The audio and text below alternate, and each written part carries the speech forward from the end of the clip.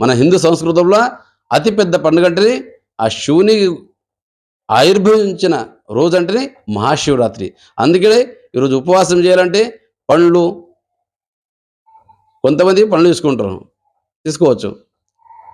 కానీ ఉపవాసం అంటే మనం ఏది తీసుకోవద్దంటే మన గురించి అది. నిద్ర రావద్దని. ఏకదళం అంటే ఇప్పుడు శాబుదానా తీసుకుంటే నిద్ర రాదని ఒక చెప్తారు. ద్విదళం అంటే పదార్థం తీసుకుంటే మన నిద్ర వస్తదని అది తినొద్దు ఈరోజు అని చెప్తారు.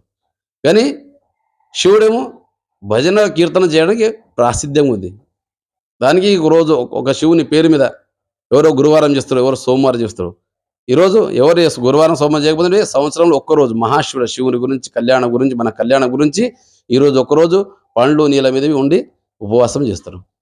ఉపవాసం అంటే మనము అన్ని ఏడ్చి మన భోజనం చేసి నడుస్తుంది. అట్లా రాదు కదా శాస్త్రంలో. అందుకే భోజనం చేయకుండా పండ్లు, పాలు తాగి మన శివుని నామస్మరణలో మన జీవనం సార్థం చేసుకోవాలి మనం. అందుకే శివుని నామస్మరణలో మనం భోజనం చేస్తే నిద్ర వస్తుంది. అందుకే ఈరోజు పండ్లు, పాల మీద ఉండి శివుని భజనాలు, శివుని అభిషేకము చేసి మన జీవనం వ్యర్థం చేస్తాం.